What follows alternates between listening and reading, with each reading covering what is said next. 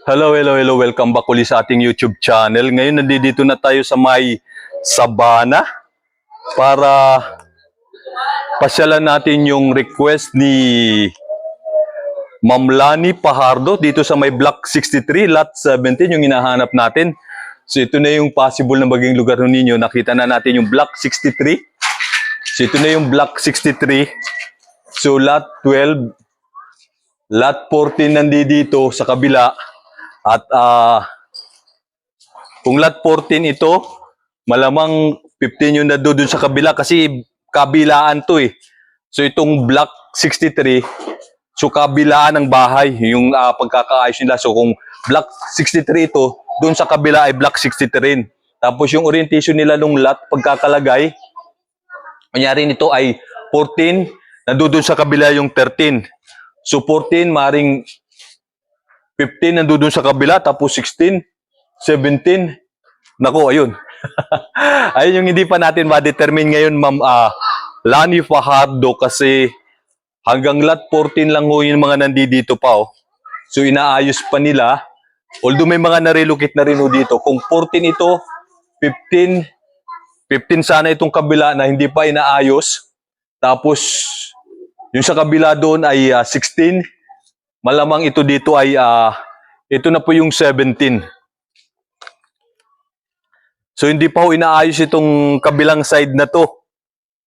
Kung ito na po yung 17. Pero meron din po kasing, tawag dito, sa kabila na inayos na, pero wala ho kasing nakalagay pa ng lot in block.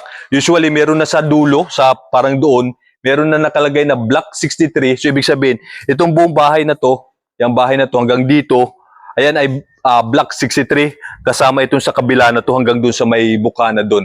At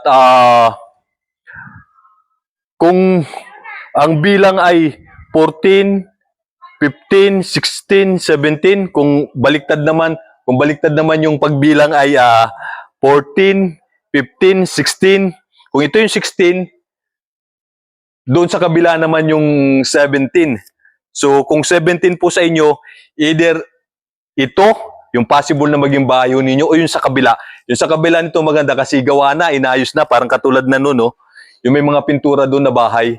Ganun na yung itsura. Pero kung ito yung magiging 17, ito pa yung itsura ng bahay. So, hindi pa naayos. So, sa bandang dulo na kayo ng lugar, ayan na, oh. Pero kung 16 po ito, doon po yung 17, ibig sabihin, nandun po kayo sa kabila, sa may main road po. Okay, puntahan natin yung para makita nyo rin at para magkaroon kayo ng idea. So, dapat ito dito, meron tong pathwalk, pwede na tayong lumusot. So, since na puno ng mga damo, hindi tayo makakalusot. Parang katulad yan dito sa kabila. Oh. Tingnan nyo, ito sa kabila. Pwedeng dumaan, papunta doon, papunta sa kabilang side ng bahay. Kasi yung orientation ng bahay to katulad nito, kabilaan yan, iisang block sila. Kabilaan. Okay, punta tayo dun sa kabila. Sama kayo ha. Ikot lang tayo. Ayan, katulad nito. Tsura nito. Kasi ito 14 eh. Block 14. So, yun lang yung assuming ko. Kung ang 14, 15 sa kabila, 15 dun sa kabila, tapos 16 ito, ang kabila doon, sa kabila doon ay 17 na. Pero kung ito yung 15, kung ito yung 15, 16 yan doon sa kabila, ibig sabihin 17 po ito. Ganun po mangyayari sa aking ano. Pero kung magkabaliktaran, basta either ito yung mga possible na maging bahay nyo, ito yung magiging lugar ninyo. Kasi ito na po yung block 63. So ngayon pupuntahan naman natin sa kabila para magka-idea po kayo.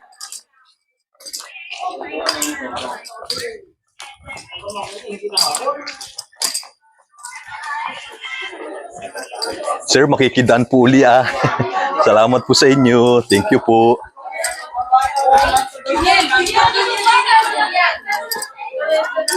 So ayan, pupunta na tayo sa kabila. Pupunta kami. Salamat sa inyo ah. Te, sama ko sa video ko te ah. Shoutout kay ate. Ay, thank you. So ayun, dito tayo sa kabila. Ito na yung main road. At nandito rin yung kabila, yung 63. Ito katulad nito, 63 ito. Ayan o, block 63. So kung Kasi wala pang nakalagay doon. Ah, walang nakalagay na 17 doon. So ito katulad ito ay 11. Nakita natin doon sa kabila yung 14. So ito 13. So 13. So nandoon yung 14. Kung ito 15, kung ito'y 15, sa kabila yung 16, so malamang ito yung 17. Pero wala ho siyang nakalagay. So basta kabilaan lang. Either ito yung maging possible na maging bahay ninyo o yung nandoon po sa kabila. Kung sakaling ito, kasi wala hong nakalagay pa na block and lot, pero block 63 po ito kasi may nakalagay ho doon na block 63. At saka doon sa dulo, may aso kasi doon kaya wag na tayo pumunta. Nagtatawala. Ayun no. Alipat natin para makita niyo yung block.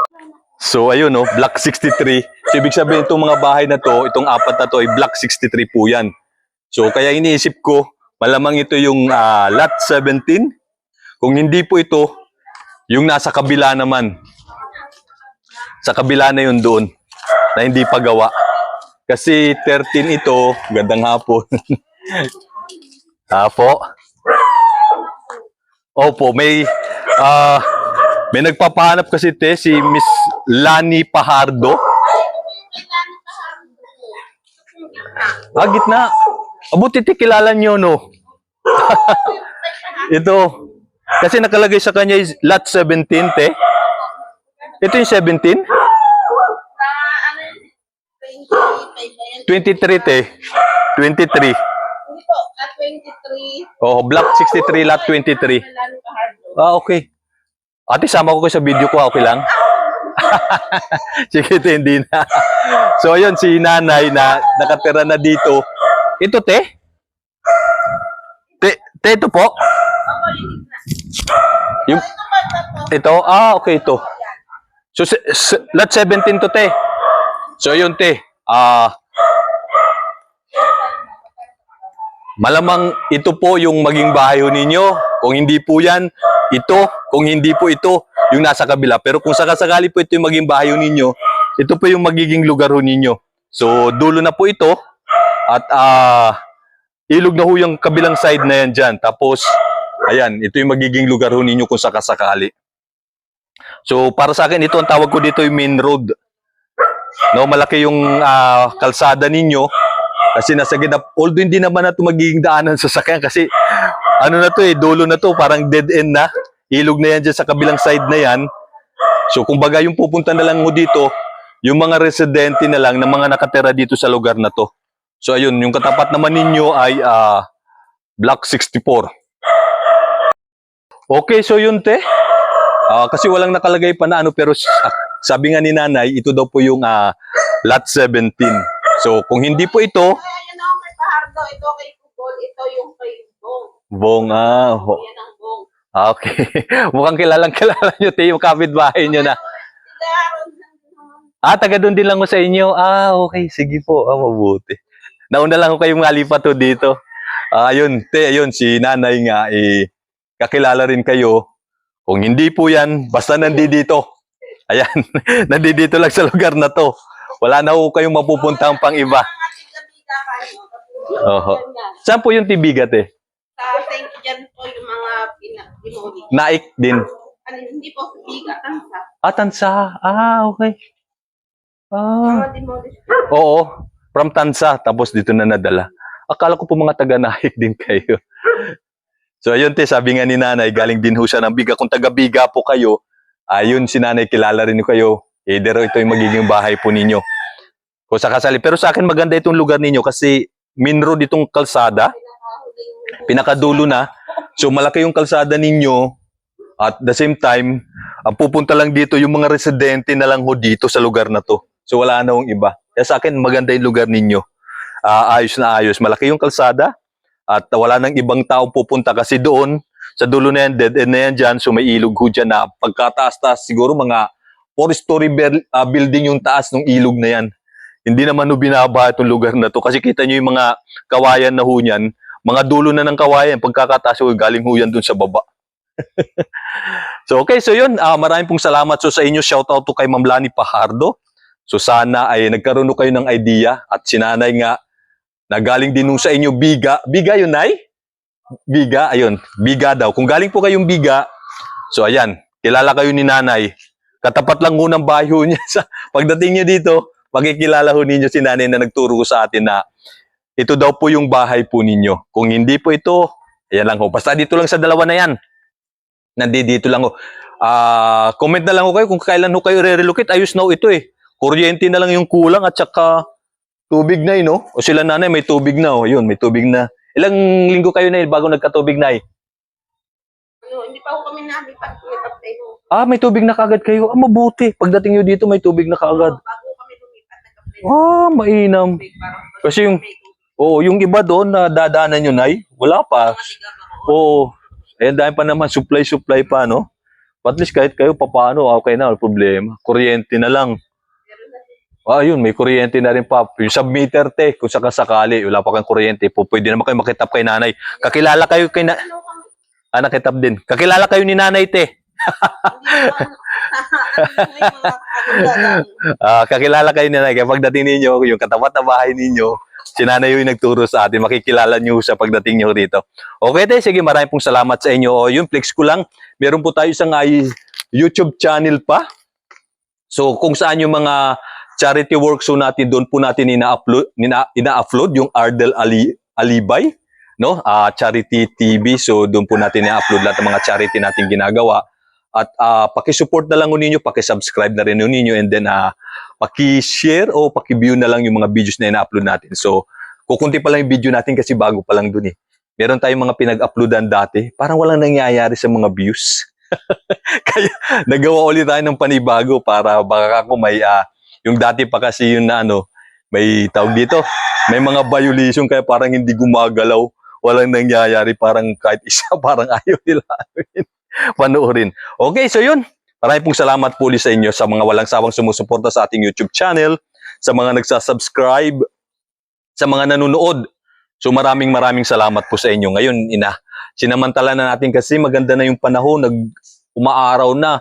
Parang halos 2 linggo nang nag-uulan dito sa bayan ng Naik.